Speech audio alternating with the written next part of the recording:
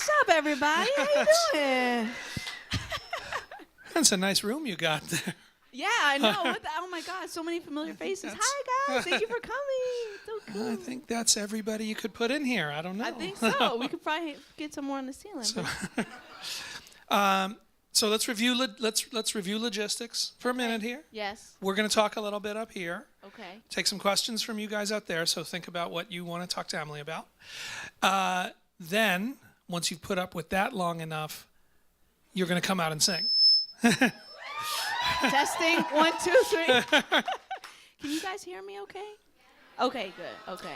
No, in the back? No, in the back? You can turn it up a little. I'll try not to move this microphone around. Stay just like this. Hello? Is that better?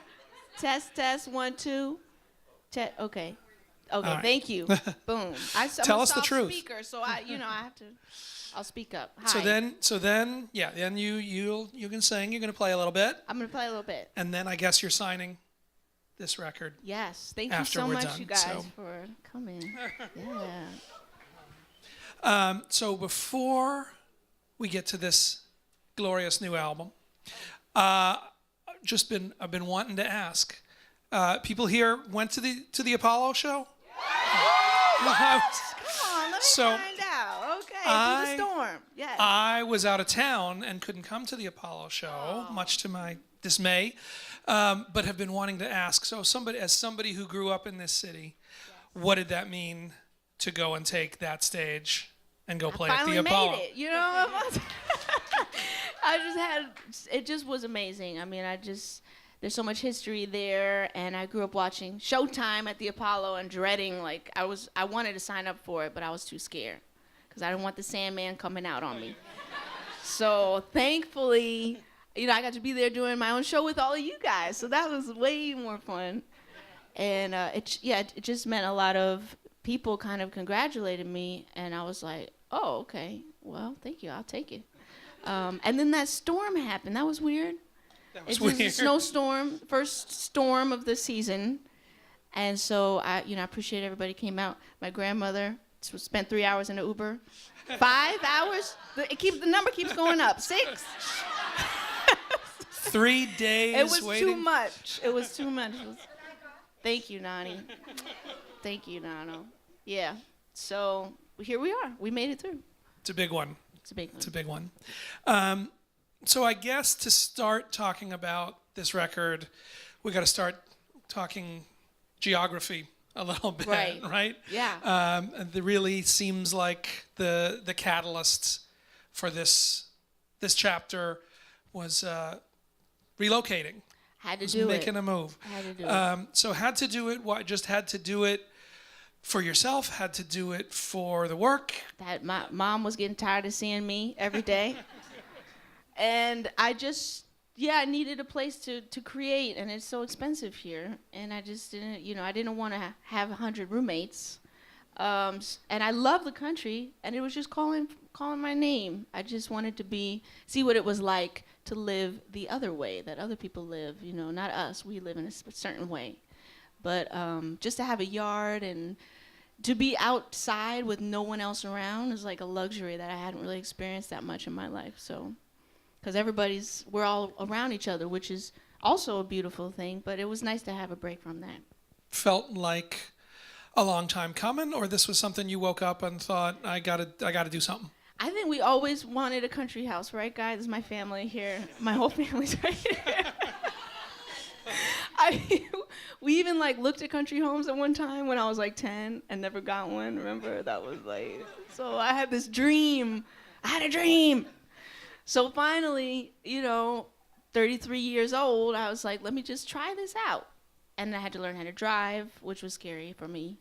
I bought the car first, and then... They'll sell you the car? They sold me the car. With no license, yeah. I mean, if the check clears, they'll take it. I had a license, but I had no experience, and I don't know how I got that license, but I mean, she must have been tired that day. She was just like, please just go home. But when the guy who sold me the car, Joe Conti, was like, do you want to test it out around the parking lot or whatever? And I was like, yeah, do you have to be here with me when I do that, And thankfully, my grandma and my mother were there, and you guys helped me seal the deal, make sure I didn't get ripped off too bad. And so I love driving now. I did get one little accident one time. So that was terrifying. Your fault? You own up to it? Or? It was kind of my fault, too, because I was on the FDR Drive, and I was... Oh, an accident down here. First mistake. And so I was driving too close to the guy. And so when somebody merged, he stopped suddenly, and so did I. And then the person behind me hit me from the back. And I thought the car was totaled. I was crying. Oh, God. And I got out. It was like a tiny little scratch mark. But it felt dramatic enough to, like, shake me up for life. Like, this is dangerous. Bunch of lessons learned. So many lessons learned. So you move, were you, just for the sort of the sequence of it, was there music, were there songs that you were starting to hear before moving upstate, or was it really a reset where once you're there, now something else starts coming? I had the beginnings. I had these songs. I had two of the songs. I had Can't Hold Me, and I had written Forgiveness. The week that Prince died, I wrote that song. So that was, a couple years ago. And so those were kind of like, okay, I have these songs. Now I got to do something else. And I think I just needed a spark to just kick me in the butt because I was just being lazy and I didn't have any new ideas. I was walking the same route in the city. Like I always walk down House and then LaGuardia, take a right, and then I go back around on Bleecker Street. Same. And so I thought, well, maybe changing up the scene will make me feel like something. And it did. It kind of worked. Because then I got out there. I spent the first week procrastinating. And then finally I sat down and I wrote Remind Me, which is the first song off the record. And I thought, oh, this feels good. This was like I come from a real feeling. This wasn't like a formula that I was trying to write a song. So. Well, and that's, what different started to come out? Just, okay, we changed scenes, we went to it, we did another thing. When it, where that actually hits the road into what does the music sound like, were you aware of something different that was coming out of you? Yeah, I think in the city I was more so writing this kind of more soothing music to soothe my soul because it's so crazy out here. And when I got to the country, it's opposite. It's so quiet. I'm like, damn, I gotta shake things up. Let's get to groove, And nobody's out there, so you can be as loud as you want, and that's really fun to just kind of not have to worry about the neighbors. So for some strange reason, going out there, the music got a little more energetic and more forward-moving grooves and things like that. Totally not what I would have expected you to say, which was in the city, you got the energy, everything's banging, right. That's what's coming out. You get out there and everything calms down. And was not that. I'm singing Kumbaya when I get home from the city, just like, please, Lord, help me.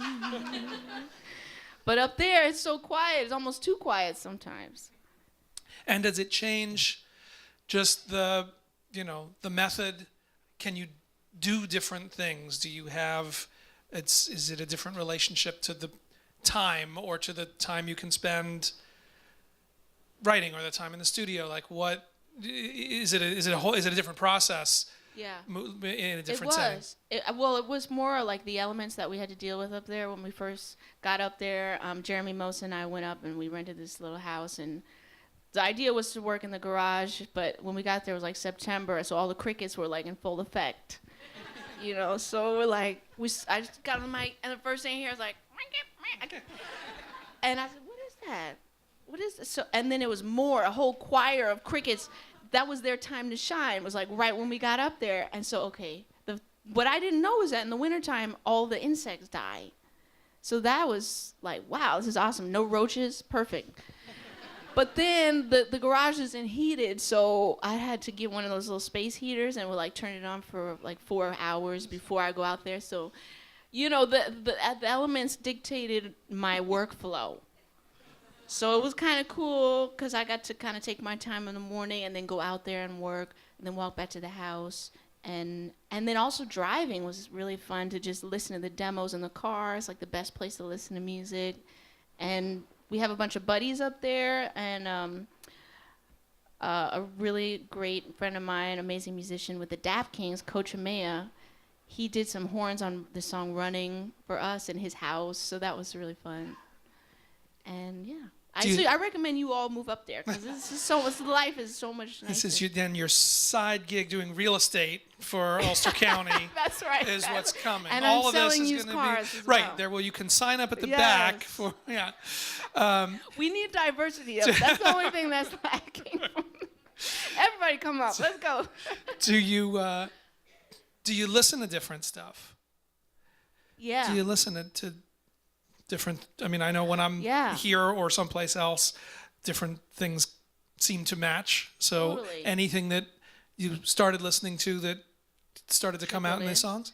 Well, we listen to a lot of Woodstock radio, which is like a variety of all kinds of things, some good, some not so good.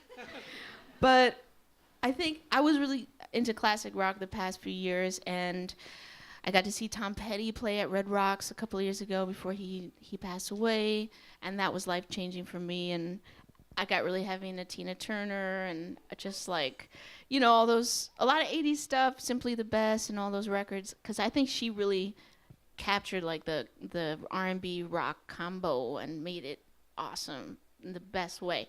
So that's one of my biggest influences for this record. And the legs, what I'm saying. Wow. An influence on us all.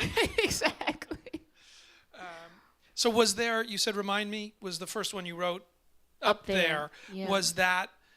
Did it feel like a turning point sort of a song? I mean, was that the one, or was there something else where you kind of felt like, okay, now I kind of see where this thing might be headed? That was definitely the turning point for me, because I felt like, oh, this is a real feeling, and I played it for Jeremy, and he put that slap bass on it, and I was like, oh, this is awesome. This is like, I love a slap bass, and it just made the song, it felt more like palatable, and, just watching him kind of create the production around the music, I felt better about my decision going up there. It was like, okay, it's going to be all right. Just stick it out. Because that was right before wintertime, and everybody was warning us about the winter. Are you sure you want to be up here during the winter? And we made it through. That was like the perfect time to create music when you couldn't do other things. But what was it in sound or structure or feel or whatever it is that the turning point? Yeah, that came to focus? Well, Look at Me Now was a big, important song that we had. I had that intro, Are You Hearing About Me, for years. And I would like tag other songs onto it, like, Are you hearing about me? And we don't make it, and we go. Like, there was all kinds of, iterations of this song, and I just was like, that's so corny. That's not where it's at. What? Oh, I don't know.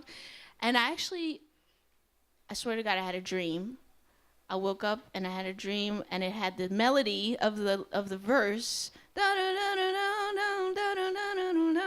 and I was like, this can't be a thing that happens to anyone but Paul McCartney. This is like, probably I'm dreaming of Happy Birthday, and I don't realize it. And so I voice memoed it, and I woke up and I played it, and it was not good. And I had some different chords underneath it, and then I played it for Jeremy that night, and then Jeremy was like, look at me now, and I said, wait a second, where did that swag just come from? Like, what are you doing? I was like, can we say that? That's so boastful, and so, you sound, it's tough, and I was a little insecure about saying it at first, and then I thought, oh, this is so cool, let's try it, and then we worked out the lyrics, and then at the end, it's more like you're pleading for the person to look at you. So I thought, oh, that's more my style. That I can relate to. Now I'm more comfortable singing this song. So Yeah. Just had to find a modest enough way to do it. Exactly. And so that was really the nail in the coffin. Not the right expression. What? Sealed We the know deal. what you. Yeah, all right. Then we thought, okay, so- maybe we have an album. So, songs come to you in dreams before? First time that happened? It has come in a dream before, but I never took it seriously because I thought this is baloney. And this time, I believed in the magic of just being out there, and but it wasn't a thing where it was perfect at first, which is usually how it goes with me. It's not perfect at first. I have to draft, do multiple edits and things like that, and then I finally can live with it, maybe. Has your writing style, approach, strategy, has that changed? Has that developed, or is there's pretty much a way that Emily does this? I would like to grow and change. We all would. I hoping to. I like to write alone, and I like to I don't play anything for anybody unless I think it's worthwhile. So I don't like to play stuff for Jeremy because he's such a tough critic, and I'm a tough critic on myself. So I try to get it to the point where it's I think, okay, this is something. But I would like to be more collaborative and free, and I don't drink, but I feel like that kind of thing, just being free where you're not worried about the results as much, and I hope that's in the books for me where I can kind of open it up to other people because I'm so isolated all the time. But the way That sounds sad. it Sorry. doesn't bring us down. It's all right. But you sound. There's a confidence when you're talking about these songs that I know when I've talked to you. I mean, I even think it was like not the first record, but maybe the EP. Yeah. Didn't feel as much of that. I mean, this feels like you're in a different place working with these songs. Thank you. No, just what I hear. I'm old. What I hear coming from. Well, no. Seasoned. You could get old and feel less sure about. Oh, God. You could have the thing of youth of like, I got all of it. I got it figured out. That's true too. Yeah. But does that, does it feel more and more like you learn, like you know what you're doing, like it does. You know where it's going? I feel like I've had these failures along the way that kind of, you realize that you can bounce back, and it gives you just like a layer of confidence and that you don't have when you're younger. So I'm grateful for that, and I have this amazing support family that we're all musicians, and so we're all brainstorming about how to create and write songs and how to perform, and my parents are teachers, so I'm always just trying to. What was the question? Does it matter? I forgot. Getting more confident, feeling more confident. I just want to get in a place where I don't care, and I do care. How do you do that? You don't care and you care at the same time. I did notice, like, when I'm completely focused, and you test me out on this when I perform, but I learned watching you guys, like, when you're telling the story, then you don't really have time to be nervous because you're so focused on the lyrics and what you're trying to say. And I think that just in general in life, be here now, it's all the same concept. And it's something, it adds to the level of confidence if you can do it. Obviously, I'm very insecure as well. I'm wearing turtlenecks and gloves. So, maybe next album, I'll go to Bahamas and I'll be in a bathing suit, But this is where I'm at right now. This is all I can do. I'm grateful. And that gets the applause. I know, let's do it. So you've been touring, you're finishing up in the States for now with the record just coming out. Yes. How has it been, being out playing in the run up to having new music out there, and what's gonna, what sort of flips this week? Man, it's been so exciting, and this is the first tour I've ever done with a bus, a real bus. Usually we're in like a passenger van. And so I was like, what's it like? And everyone's like, it's great. No number twos. No number two. I was like, those two, great and no number two don't go together. And then who's driving this thing? You know, thankfully we had a really great bus driver his last client was Maya Angelou. And so I said, that is perfect. You going from grandma to grandma, baby. Like, this is it. You already know. Because we are blessed bus.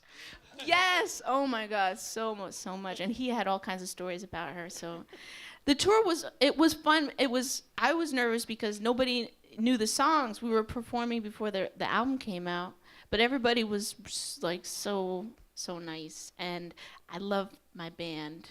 You'll see it's half of the band is here tonight. Yeah. Right, we couldn't get the drums, but Karita Law and Shanae Johnson, who I first saw them with Alabama Shakes, incredible, and they're so great. I'm just trying to get to their level. They're like, we need to rehearse. I thought, okay, wait a second, hold on, and then Jeremy Most, who I've been talking about, is gonna come out also. Yeah, he's out here. Yeah. It's got to be, because I'm always fascinated with like this moment of right when the album comes out, right when the new songs come out, that these have been yours and those around you for however long. And then there's that day when like, okay, now it's there for everybody, and we'll see what they make of it. Right. But you've also been playing and getting reaction to these songs. Or no reaction. But well, play distance. Sorry. We're about to play that song, guys. But well, first of all, so what? Were you surprised by, since it's walking in cold, playing them new? Yeah. Yes. By what got what kind of reaction? Yeah. What did you? What did you think was going to kill that just isn't?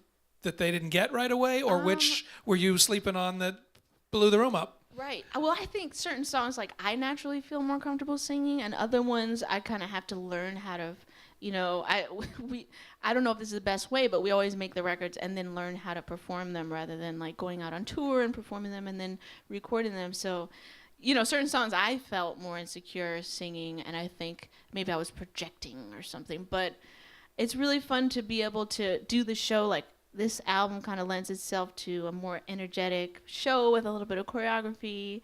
And so that's definitely been, the songs that people react to more, I think. It's the more fun ones. Me too. So which one surprised you? Which one surprised me? Well, I guess Go Back. I think we've been saving that one for the end of the set, and when I wrote that one, it was kind of I didn't really know if it was a happy song or a sad song. And I think it's still open to interpretation, which is nice. So different people take it in different ways, so it's kind of interesting to see the reaction. Of leaving home or wanting to go back somewhere. You said you were in classic rock mode for a while. Yeah. What do you take from those songs? What do you take from going back to that stuff? I mean, so many, we love them, but so many of them are it's almost wallpaper.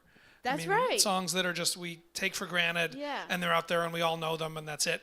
But if you've been spending time with that stuff and that body of work, what are you, what were you drawing on?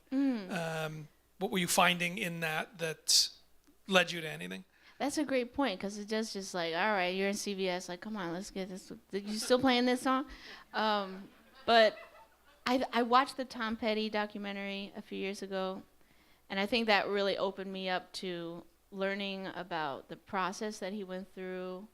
And I always thought those were great songs, but I didn't really pay attention in that way. And then after seeing that documentary, then I re-listened, and I was just blown away. The records are perfect, but also the songs, there's so much space. There's not a lot of background vocals. Every instrument has a purpose. I love songs that the arrangement is the hook. You know, you have guitar lines that are sometimes the most memorable part of the song.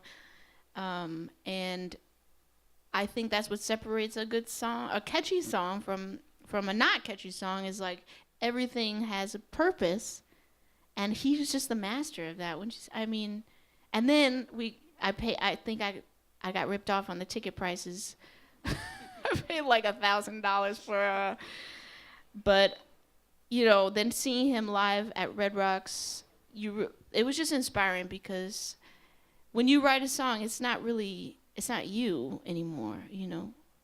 Those songs live on their own, and I think he understood that, so he would really play the song the same exact way you heard it on the record, no variation, which I appreciate, because that's what I want to see at a show.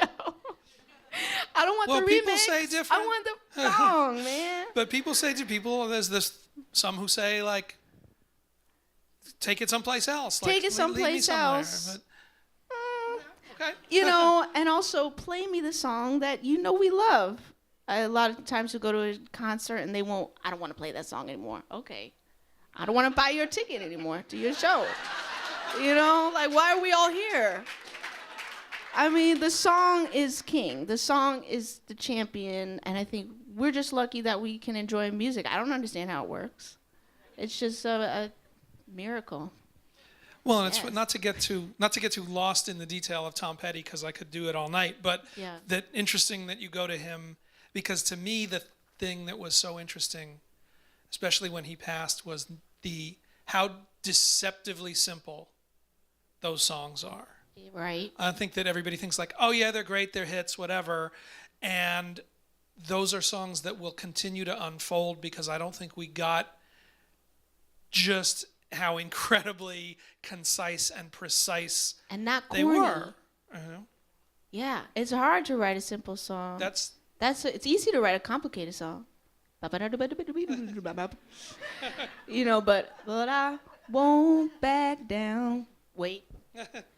No, I won't back down.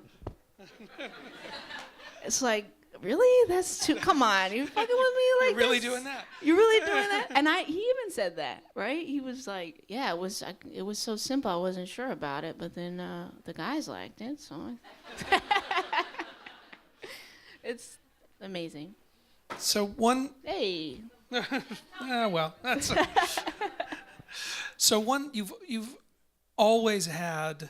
I don't want to say this in a way that sounds embarrassing, but you've always gotten notice, gotten respect from your peers from the beginning. I mean, early on, some of the people, whether it was Maroon 5, whether it was Emily Sandé, people who took you out, that has been there, and the kind of people who have come out and said that they're fans, Justin Timberlake talking you up, people like this.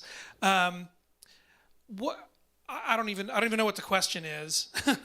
Question partly being, I mean, to the extent that you can answer that, what it is that you feel they see in you, and also again what you learn from. No.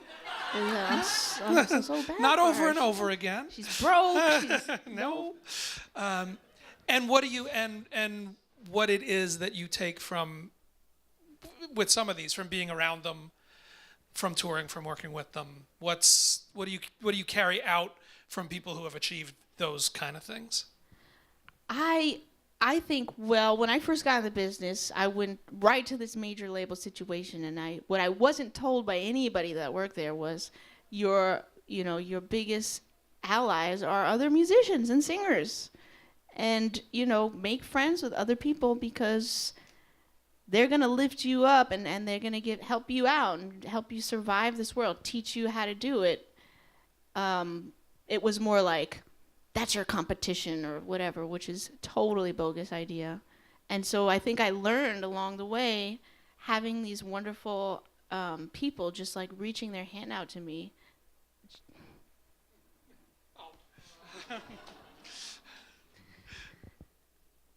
Just when we needed it most.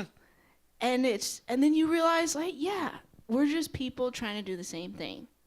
And it doesn't have to be like, there doesn't have to be like a person between another person, you know, especially when you're dealing with people that do what you do. You have like a level of understanding.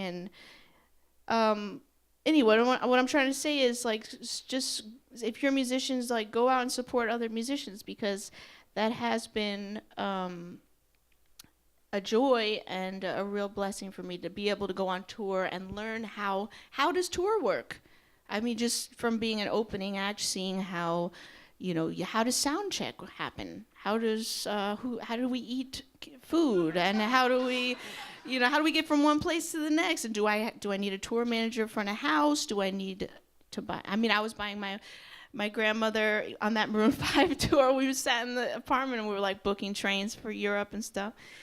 And you opened that credit card for me, which I just paid off. Thank you. Applause for that. Yes. Thank you, Nano.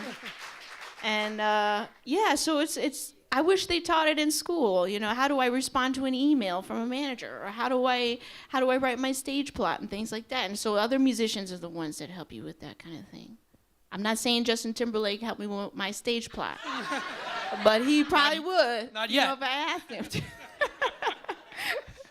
But he gets it, you know. But was it surprising to get that? I mean, like you said, you go into it thinking it's every man or woman for himself, and you got to fight to get up over, and then seeing, you know, big surprise, big learning experience. You know, I learned, you know, when somebody's feeding you bullshit, and that's not true. You know, this is been my experience, and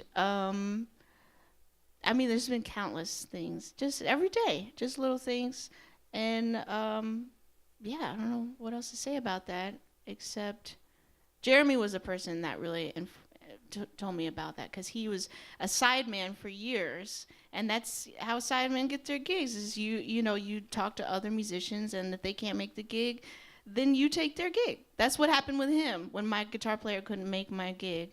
He's like, you got to try this guy Jeremy. I was like, all right. I tried him out, never hired the other guy again.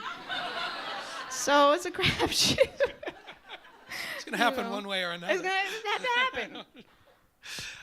I got to ask, since we both had history with him, but you got to tell him your interchange, your exchange with Prince.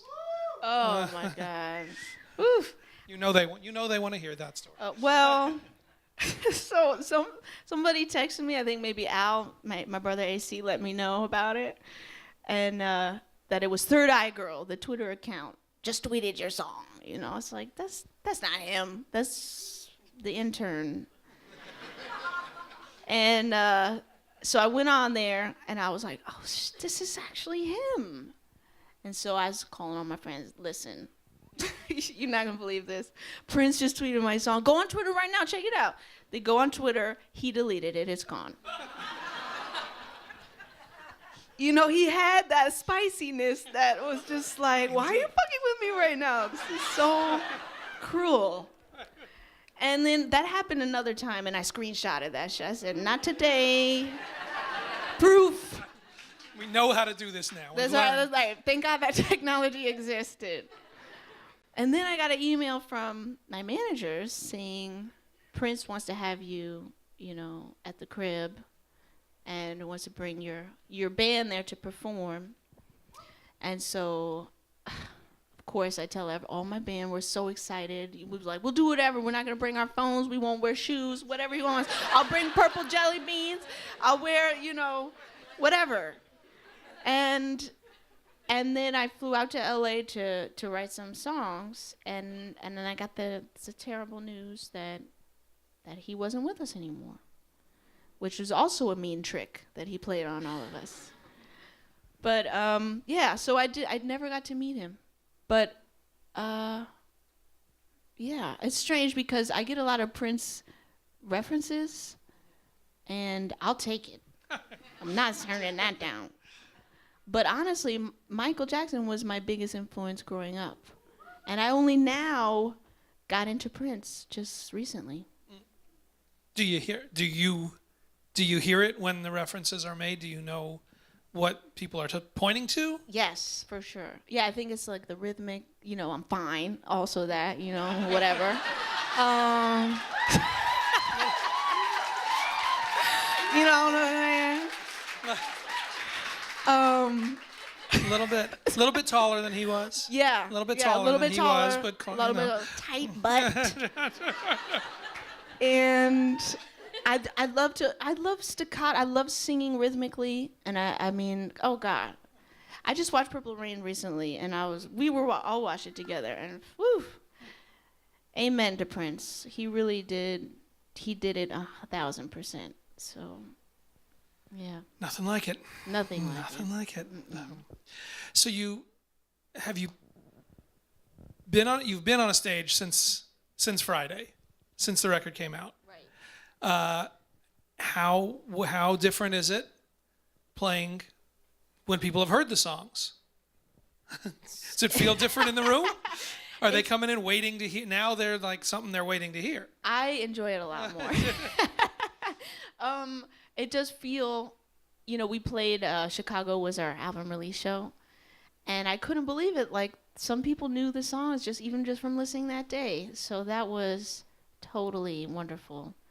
And I just like when we can all have fun together. So it's, it's something that we enjoy all at once together. So yeah, I like when everybody knows the music, for sure. And are you somebody, do you write all the time? Do you write when it comes to you? Do you write when it's time to write? Real answer? I'm a lazy motherfucker, okay? I'm not trying to get you in trouble. No, I'm just. It's hard to write songs sometimes. I love the moments where like you put an idea down, you wake up in the morning and you still love that song.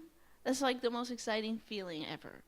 And I think sometimes it's hard for me to get started because I like to procrastinate. Someone told me that's a good thing because you're like marinating in your ideas, full of shit. But still, we can take it that way. Right. I'm good with assignments. Like, someone wanted me to write a song for a movie. I wrote a song, didn't get accepted. I'm gonna keep it. Got a song out of it. Georgia was written for someone else, asked me to write them a song. And I wrote that, and they never heard it.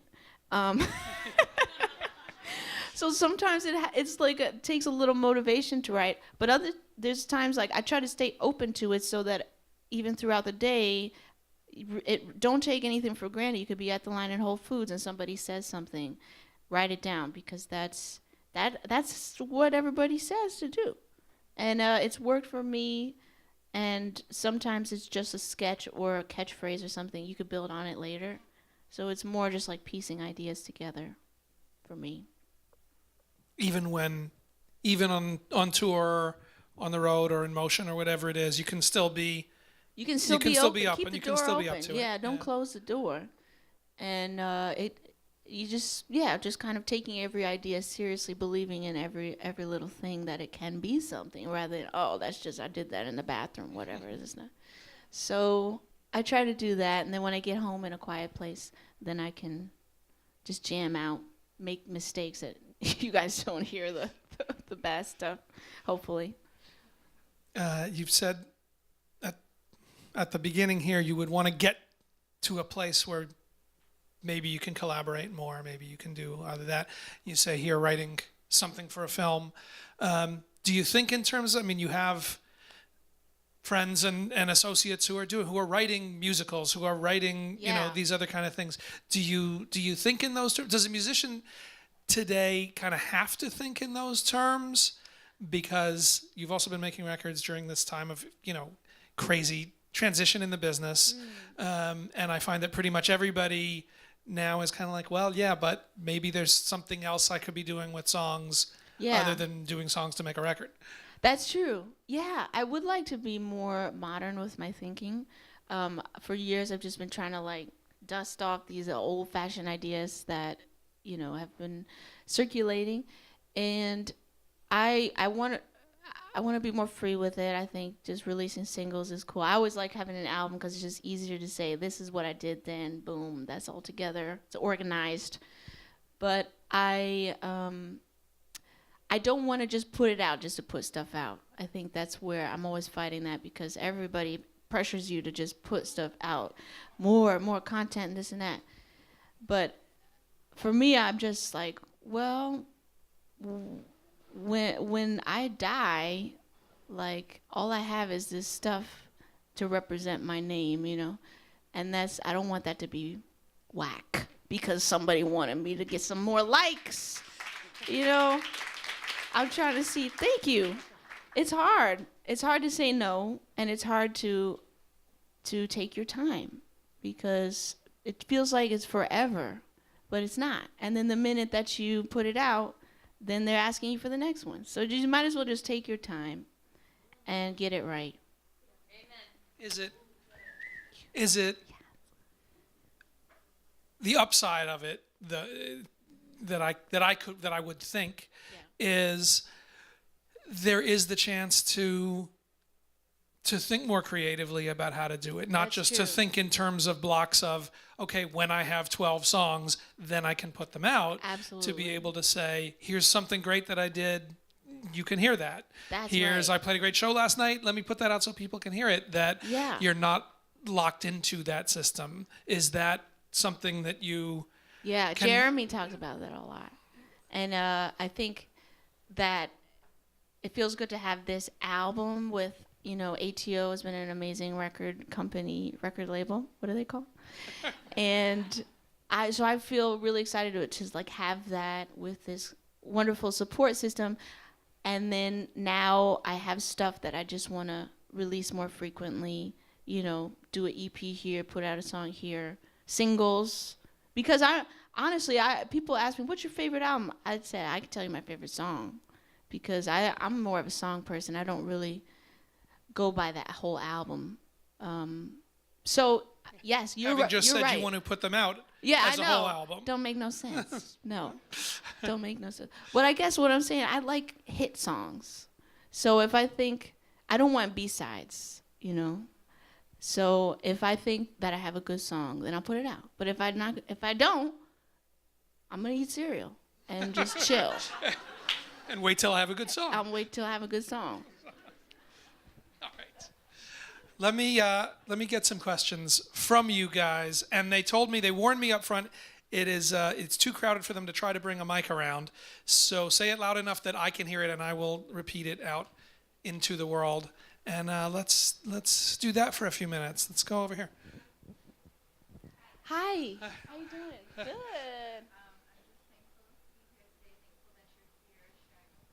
Thank you for coming. I think I can speak for everyone in the room when I say that you are one of the best songwriters of this generation. Stop the tape. Did my mother told you to say that? This will make her happy. That's why they got her up front here.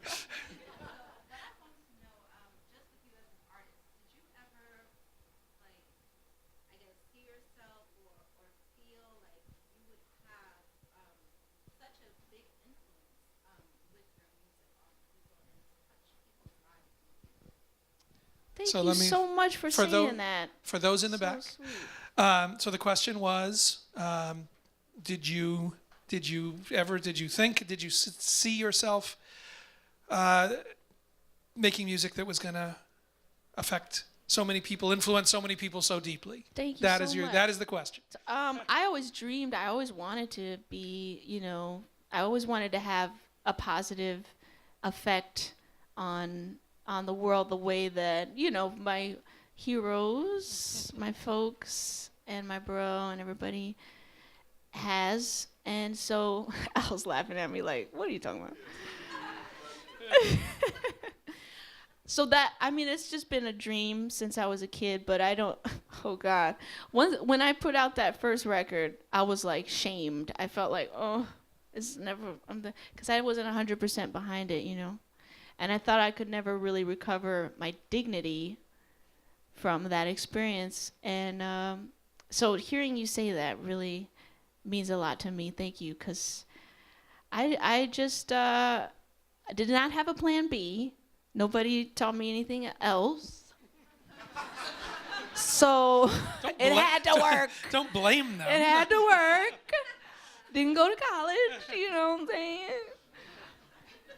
But I'm that means a lot to me. I think the goal for me as a songwriter is to just like have fun with it and kind of try to write stuff, because we're all the same. We all are the same.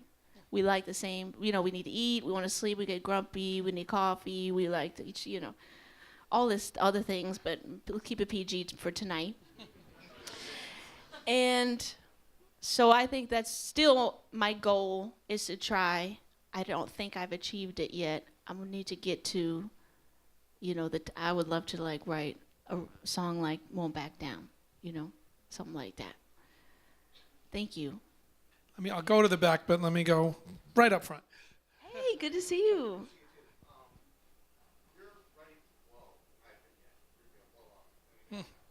Any minute. I did have Chinese food. Can you tell? My question to you is, how do you feel with the mounting success? Come again? We could say it as, how do you feel with the mounting success? Or we could say, do you feel the mounting Thank success? you so much for saying that. I don't feel that. I feel like seeing you guys here is amazing, and it does make me feel really grateful. And you never know. Sometimes you play a place and it's not a full house. Sometimes, And so I think it's exciting to have new music and to be at this point where I can, dance and have fun at the shows and have people come to the shows, because I think it's not fun when nobody's there. Mounting success, I don't know. You're on the bus? I got that. That's right. So when I get a bus that you can go number 2, then call me. Because I feel like that's the luxury bus.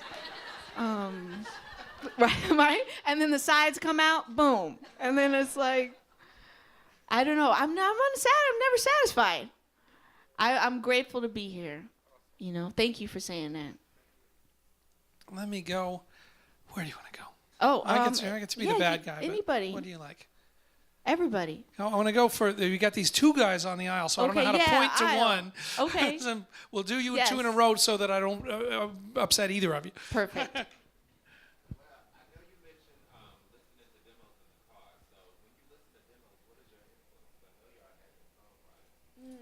So when I listen to demos, what is the influence there? Well, when I listen to my demos, I'm critically listening to everything. Like, do I like the arrangement of this song? Can the lyric be better? How do I say this with the least amount of words possible? And where does it go? Does the song go up? I love a good bridge that takes you to another place and then comes back down. So I'm more listening and then you get to the point where you just kind of ooh, like draft number 7 or 8, and so I think I'm listening for arrangement, I'm listening for production, and lyrics and melody, and how do I fix this hook so that it's punching with the least amount of things, because I do love that simplicity we were talking about. Well, I hope that answered your question. Does the, first of all, least amount of words is not to go back to Tom Petty, but let's do it. She Was an American Girl Raised on Promises is 7 words. Crazy. And is a novel. Like, you can get so do better than that. So my father, when he teaches his vocal class, hi Dad. And what do you always ask people? Lose the act. That's not what I was talking about. True. Tell the story. You can't bullshit on the bandstand. You have to just tell a story and they'll listen. And it should be your story. Not his story or her story. And what else do I do? What's the meaning of this song in 10 words or less? There it That's is. a man right there. Yes. Thank you, Dada. And the Yeah. and then quick, the follow up to that too is Yeah. are you able to do something different in your demoing process and in all of that since the move up To to do the something house? different within the demo process? Yeah. Can you? I mean, do you have the space, freedom, time, whatever, to be able to do that differently, or is Yeah, that? there's moments where I'll just go for a hike and just sing the songs out into the open, and a lot of outdoor songwriting, and yeah, just being able to any hours of the night just sing. Although I do go to bed at like 11 p.m., but it's been freeing in that sense. Sonically, we have a lot of the same gear that we've been using for the last couple of records, but organized in a different way. So now there's just more freedom, I suppose. I'm still like, engineering my own vocals and stuff, which is a pain in my ass. It's got to get done. It's got to get done 100 takes later. All right. Then I said we'd go to. Yes. Hi. How are you, Kitty?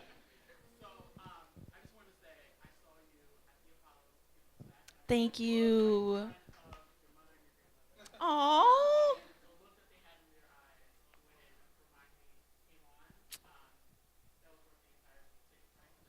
Thank you so much. They're right here tonight, Mama and Nani. Thank you so much.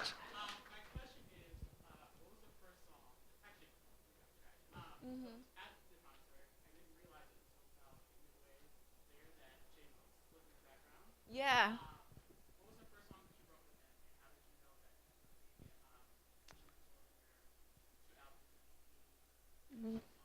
Wow, that's such an interesting question. What's the first song I ever wrote with him? Damn. Wow. Yeah, Nani knows. So, well, thank you. Glad you're here. Jeremy wrote this. He wrote this song. This is really his song. I just helped with a couple lyrics on the bridge. No More Room was a song that he. Yes. Oh my God. Yay. I'm so glad. He just came to me one day and just was like, all right, try this. No, no, no, no. And I was like, that's such a good song. Why are you holding out on me? And so that was probably the first song that we collaborated on, I would say. Although he wrote most of that song. Thank you for asking. No one ever asked me that. Let me go. Hang up. Thank you. I have to ask about the song Can't Hold Me, because it is such a bop. But it's also like a radical anthem about self-discovery and pleasure, which can be taboo for women to talk about, but it's such an important moment. I feel like it's Yes. Yes, yes. Woo! more about the conception and creation of that. I'm sure you would. It started with a glass of red. When I wrote that, thank you for asking. I wrote this. I didn't know at first what that song was going to be about. I had the lyrics. You can't hold me. Only I can do that. And I was like, is this about like you can't hold me back? Only I can hold myself back? Corny. No, that's not what it is. And then I was finally like, this would be fun to talk about, real life stuff. And actually, it's also important to know that you don't need to mess around with whatever loser is like not treating you good, and you can just enjoy yourself by yourself. So that was, it's fun, thank you for asking that. And then once I figured that out, then it kind of, all the words just kind of wrote themselves. And I don't wear satin lingerie. But maybe some people do. Prince probably did. That was him coming through. I think we saw in some of the posters. I mean, yes. Yeah, some of the posters. But that you had to figure out what song you were writing. Yeah, I had to figure it out. It was kind of presented itself, and I thought, oh, it can go this way or this way. And then I think it kind of just wanted to be written how it was. That's what I think. I don't know. Who knows? Oh man, what do you do with this? How about you? You've been up there. Hi. So excited. Thank you. I actually met you in Yeah, you look familiar. Okay. Boston. We met. You were opening for Alabama Shakes. Awesome. Oh, cool. So like one time I was on Instagram and I saw you singing with envisioning. Oh, yeah. You Woo. guys just sounded like a fucking dream. Oh, my God. That was, we all have our fantasies like, oh, what if you put this person, Oh. What's your dream collaboration? Either right. Oh my God. Oof. That was a dream in itself because we were opening for her that night at the Beacon and didn't expect to talk to her at all. Sometimes you don't talk to the people you're opening up for. She came right into our room. I said, hold on a second. Wait, I'm not ready. We were practicing. We were warming up with that song Radio, and she started singing with us. And I was like, what? This is crazy. Get the camera now. Get the camera now. And so that was a dream come true because her voice is just so buttery and amazing. Who else? I don't know. There's so many. There's so many people that. Oh, Alicia. I just recently met her after all these years, and that was dreamy. She's awesome. Don't think about it. Just what comes to. One of my favorite artists is an old guy named Cat Stevens, and I just love his. Oh, very young, why did you leave us?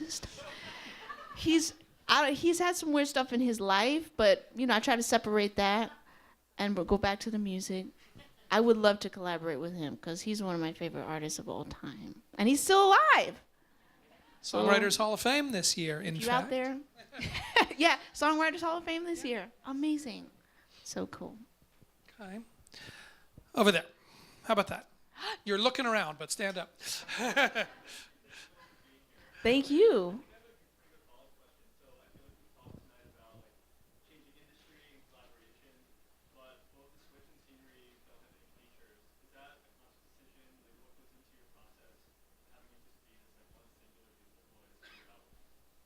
Thank you for asking that.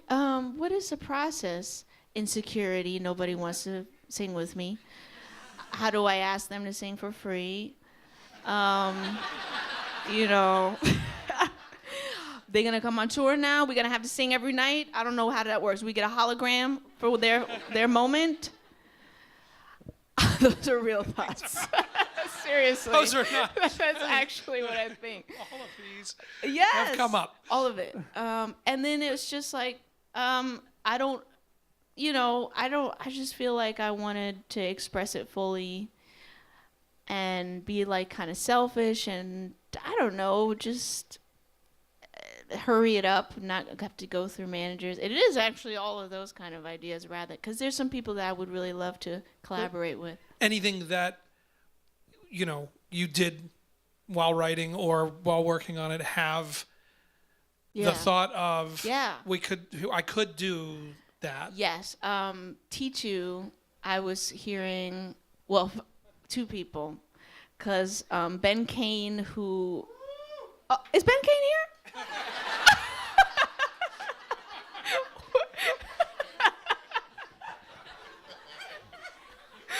Where's Ben at? Listen. Grammy-nominated Ben Kane, who works with D'Angelo and worked on his, last two albums. And so Ben, who has helped us in both of our two records, he's mixed the records and helped us a lot, which is getting studio time. So I was like, Ben, listen, what is D like? Because I just can I get him a gift? Maybe he would sing on Teach You? Not happening. No. Wait 8 years. Yeah, exactly. He's like, I don't know. So that didn't happen, but I could hear his voice on there. And then also Nick Hakim, who is a really, I'm such a big fan of him. And I thought maybe he would be good on to Teach You, but just time passed, and we're just like, let's just do this and get this out. But maybe I think what you said about being more free, I think that's maybe the future for me, not to worry about all the details. Which way? Yes. What do you like? In the red. Hi. Good evening. Thank you. Thank you for being here. I just want to say, Seven was an EP that I needed to hear before I went through bullshit that I went through with somebody who I didn't need to be with. So I just want to thank you again for that. Aw. And I just want to know where were you when you wrote that song? And also, we love you and I. Oh, you do? Thanks, guys. You and I. Congratulations. Oh, you guys. All in the spring, as the lovers and birds would sing. You guys, thank you so much. And you said, okay, just had to make sure. Like, how did it end? That is so sweet. Thank you for closing that. I was like, Yeah. that is, yeah, man. So, seven. Where was I first. at? Was Yeah. it 7? Jeremy and I had been working for 3 years together, just like trial and error. I had to figure out how to run Pro Tools and do all this stuff because when I was on the label, I had an engineer. And so we were setting up home studios, and we had created a bunch of songs. We even went to the mastering stage with some songs that we never put them out because they weren't. We realized it's not good. You know, if you're mixing a song and it's still not good, the master You're not definitely going to not fix gonna help. it from there. It's not good. So I had to come to terms with that. That was hard. We wanted to give up, and then we didn't somehow, probably because of you guys. And then we started writing 7, and I was living with a friend of my father's at the time who had just lost her husband of 50 years, and she needed a roommate because she was in that big house alone up on 51st Street. And so I said, I need a roommate too. And she said, can you come tonight? I said, yes, actually I can. And so I had this whole top floor in a townhouse on 51st Street, and that's where Georgia was recorded and radio and all these songs. And it was just like I was trying to cheer her up, you know, so there was this like she was helping me and I was helping her in different ways. And it was a really special time. Jeremy would come over, and I don't think she liked him that much. But it worked out. And so that's where I was. Literally, it was on 51st Street and 2nd Avenue. The whole, yeah. Thank you. We can get one more, I'm being Okay. told. So you want to be the good guy or the bad guy? Good guy. All right. Then, what do we see? There, she's waving both hands. How am I going to say no? Okay. Hi. So you were talking about how scenery has a different sound than your last album, but I still feel like there's very much a distinct Emily King signature. So Thanks. how did it take you a while to come up with that sound? Like you recognize that in yourself? Was that something that was crafted or something more that just kind of came to you? Because you talk about Oh, thank you. rock and all that stuff. Thank you for saying that. I think whatever you see here is because of limitations. You know, it's The best like with what you got. I'm not wearing a mini skirt, and yeah, do the best with what you got. And I think along the way you kind of check off the boxes. Can't do that. Not Mariah. Definitely not Whitney. What can we do? Let's go over here. Okay, we're gonna sing soft, rhythmic, and lots of background vocals because literally I can't play that many instruments, so the background vocals a lot of the times are fulfilling strings and things like that I just couldn't do myself. So it really does. I think limitations are awesome because then you're left with what you got and you don't have to decide for yourself. It just kind of happens that way. Is it, I mean, are you aware, conscious of that, of there's a thing that's an Emily thing?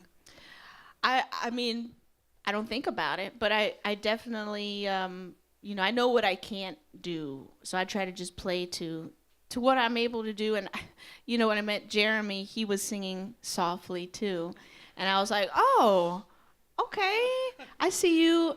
And then he told me that's because his neighbors would complain. So, so there's things in life that will shape you and fuck with you, and then you make lemons. Lemonade? You don't have to make the lemons. Okay, the tree makes the lemons, and then you do whatever with them. Thank you Everybody, for asking. thank you, all of you. We're going to Thank finish you, all this of you, piece, yes. but now we're going to go to the real thing, which is hearing this girl sing.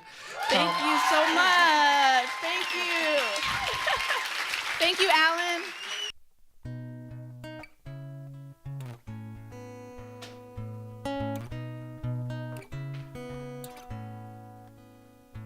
In the night, in the middle of the day, I call you over, but you always hesitate. Used to tell me we should leave it up to fate. Now I know that I don't ever have to wait. Close my eyes, let down my hair. I'm thinking about what I want. It's gonna take me there.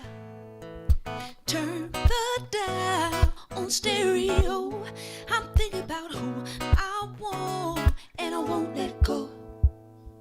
You can't hold me now, only I can do that. You can't hold me now, only I can do that. You can't hold me now, only I can do that. You can't hold me now, hold me now. Ooh.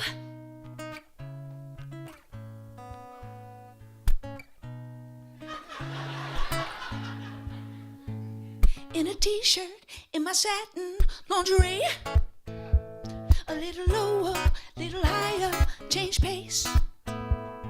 Used to wait here, but you'd always be too late.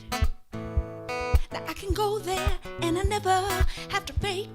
Close my eyes, let down my hair.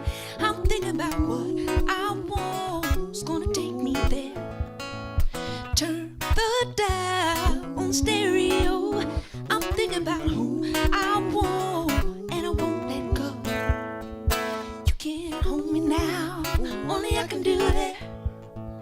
You can't hold me now, only I can do that. You can't hold me now, only I can do that.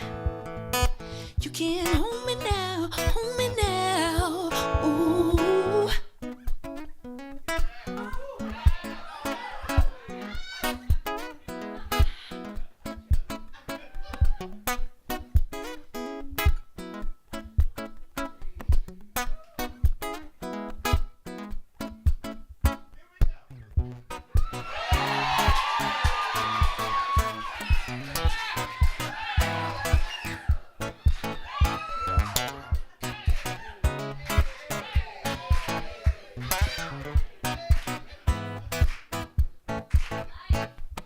Thought you were my only love, but I found someone with the perfect touch, and you can't hold me. I don't wanna waste your time. Got a secret in his mind, oh mine, and you can't hold me. I don't wanna wait around. Stay home, baby, I can hold it down, and you can't hold me.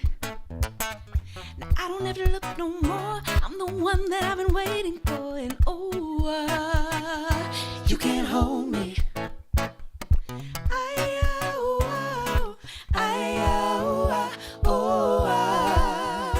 You can't hold me.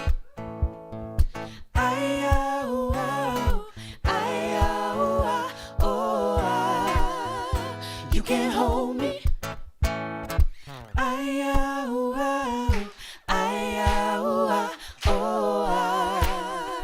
You can't hold me.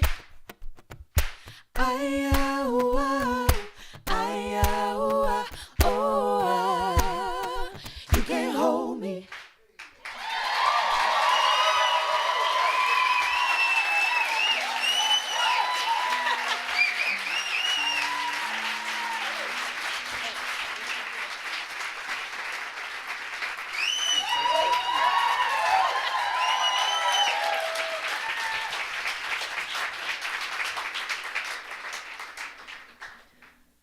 That's fun. I like doing that one. That's one of my favorite ones. Okay. Ready? Are you hearing about? Okay, let's start over.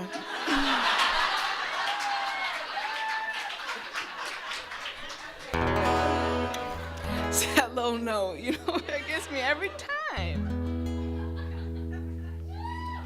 I think I wrote that in the morning. It's a bit hungover or something. Are you hearing about me? How you dealing without me? Hello. Did you keep all the records? Do they sound good without me? Mellow. Heard you got a new lady. Is she driving you crazy? Too bad. Did you keep the apartment? Does she like what we started? So glad.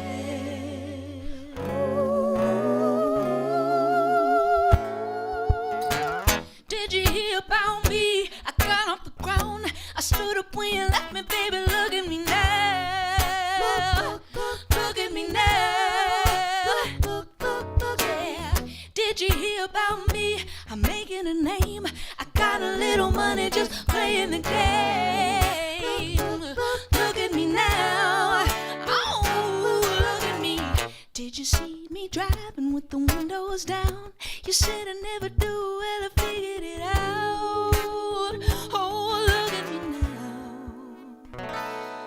Ooh, ooh,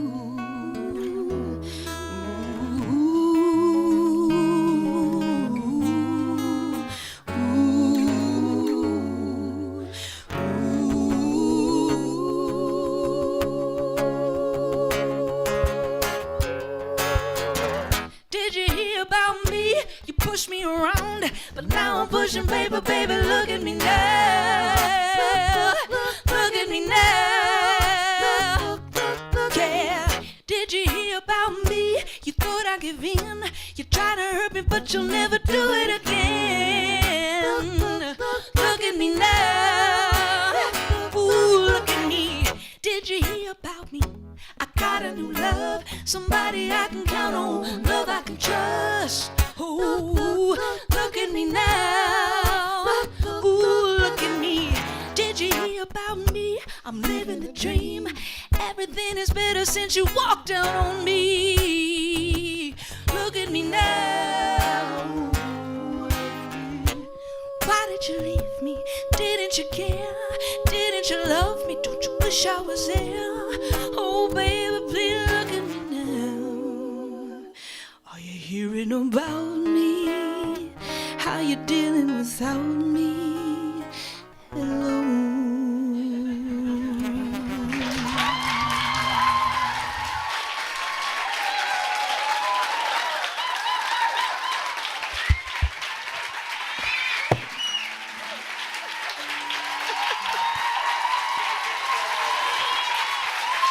Thank you so much.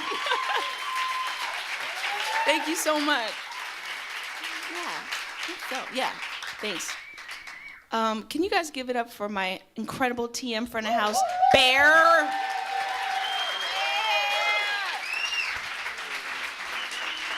Oh my God, would not have had a tour without Bear. For real. Thank you for doing everything. Except for singing. You did literally everything except for singing. And you can sing. I just found that out. Okay. It's over for you. So, what are we doing? Okay. This is the, well, I don't know if this is a complaint, but I always say I like to complain when I sing, because it's the only acceptable form of complaining, singing. So I thought, oh, let me tell this person how they should act around me, because they don't know yet. Okay.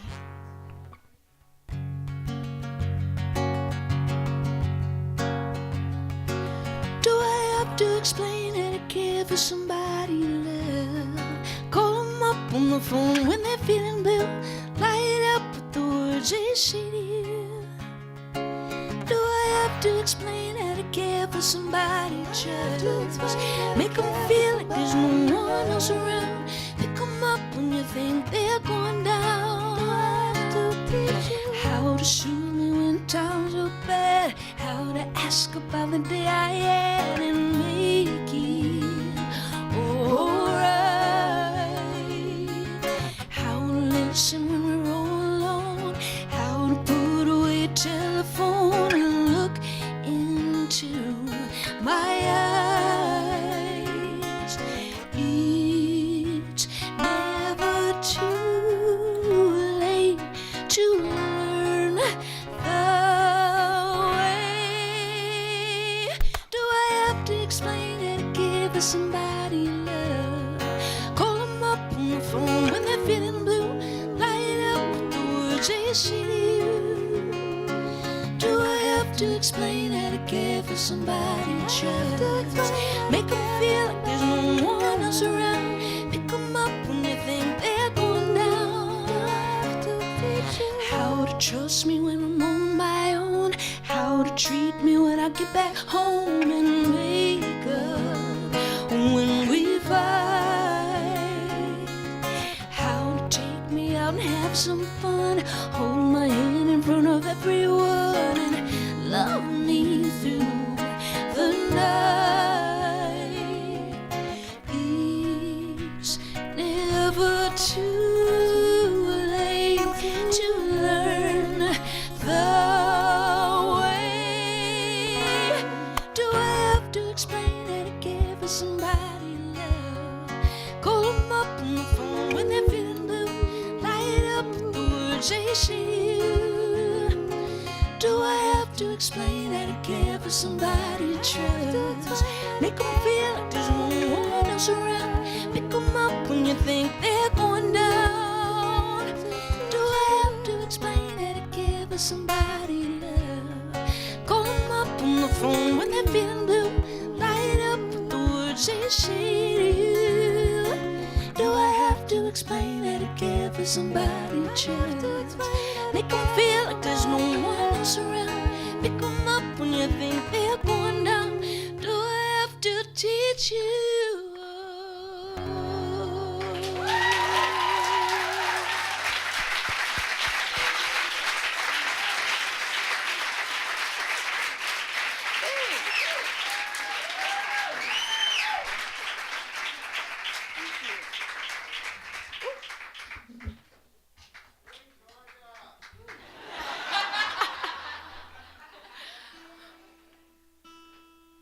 We didn't prepare that one.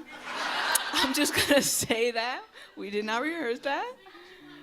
Sing, okay. I get so weak in the knee, I can hardly speak. I lose all control, and something takes over me in a day, and it's so amazing. It's not a fake. I want you to stay with me by my side. I swallow my pride. Your love is so weak, it knocks me right off of my feet. Can't explain why your loving makes me weak. My God, yeah.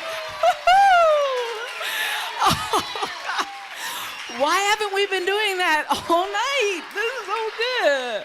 Talk about a good song. Fucking great song. Wow. You guys sound great. All right, sometimes I do. I'd just rather be singing SWV than my shit, you know? Okay, all right, I'll tuck my shirt back in. You ready? I got too excited. Okay. Short intro. Okay.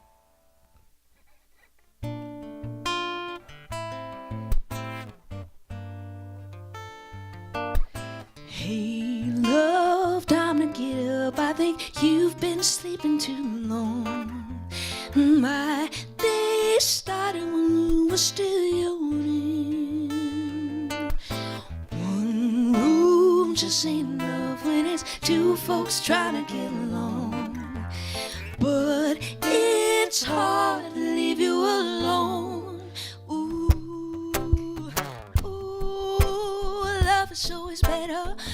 take time to get back to who we are. When we are apart, distance makes our heart grow. Even when I'm lonely, happy knowing that your love is never far. When we are apart, distance makes our heart. It makes the leaves on the trees fall. Makes the hours in the day long. Makes me wanna clear my head, find a little cafe, write the words to a song, change it.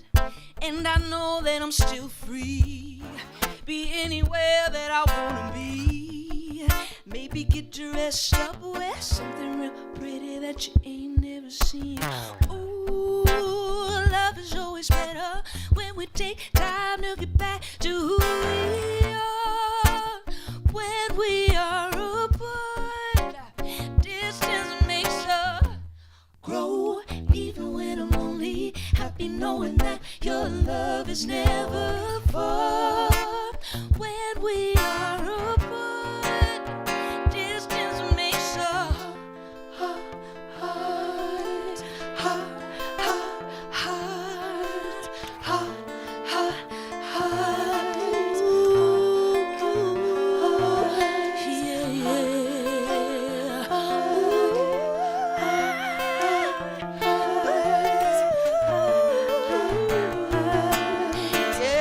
Yeah, yeah. When you love, it makes it hard.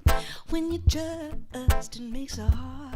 And when you call, it makes it hard. When we're alone, when we're apart, in the middle of a fight, walk away to make it right.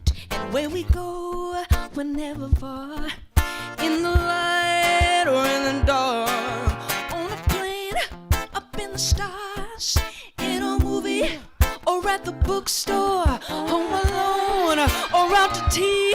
Look to your heart and think of me. I wanna love you, don't wanna try to change the pace of your get together. Ooh, we make it good. We get together. Oh, hey, love, time to get up. I think you've been sleeping too long. My day started when you were still yawning.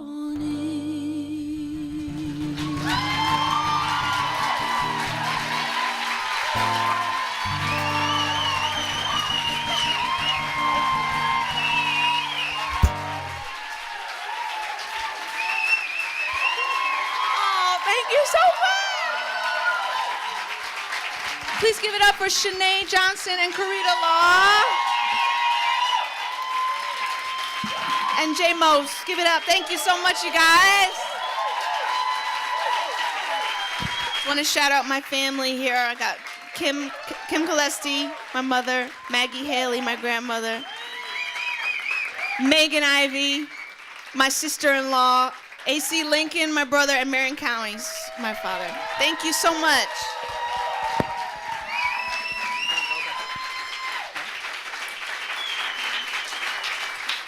Listen, we got one more, and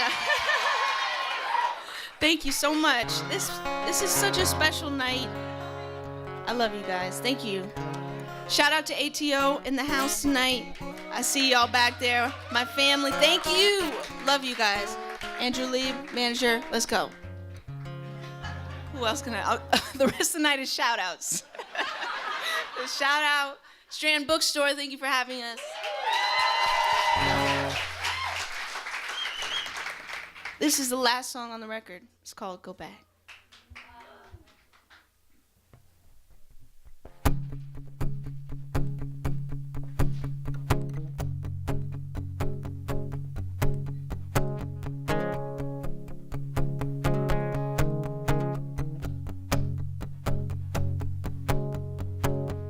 Maybe I'll win, maybe I'll never play.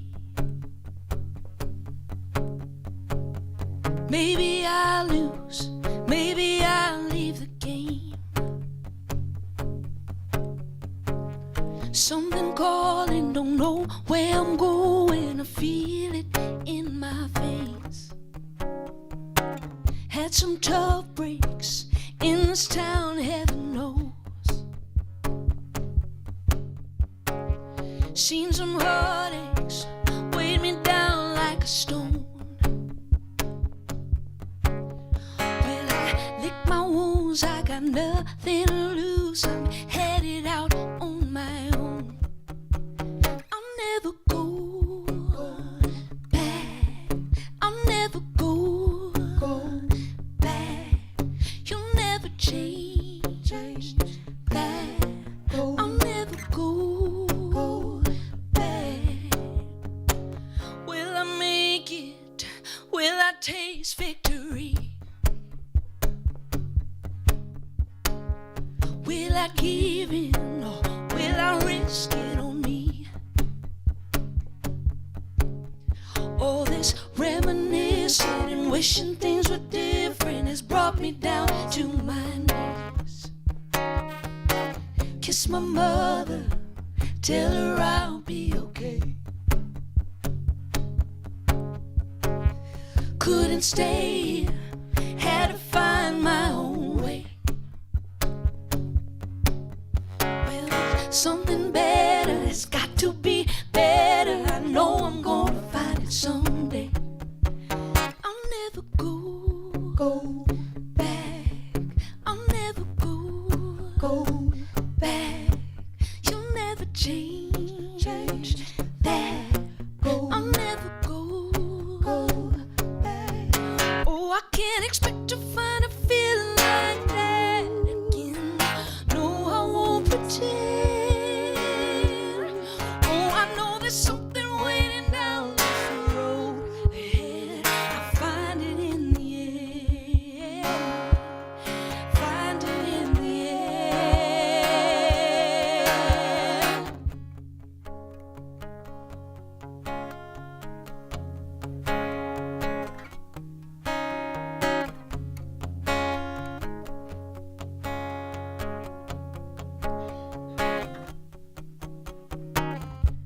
Go back, go back, go back, go back. No, oh no, oh no, oh no, I won't go. No, I won't, I don't want it, no go. I'll never go back. I'll never go back. I'll never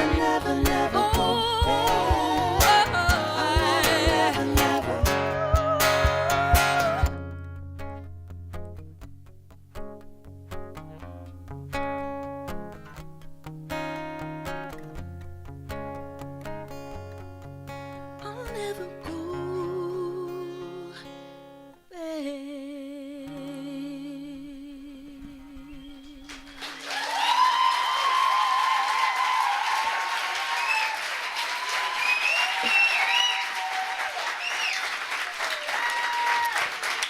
I can't thank you enough. I love you all so much. My New York City family. Stick around. I'm going to come see you guys in a few minutes. And I love you. Thank you so much. Give it up for J. Most, Karita Law, and Shanae Johnson. Thank you, Strand.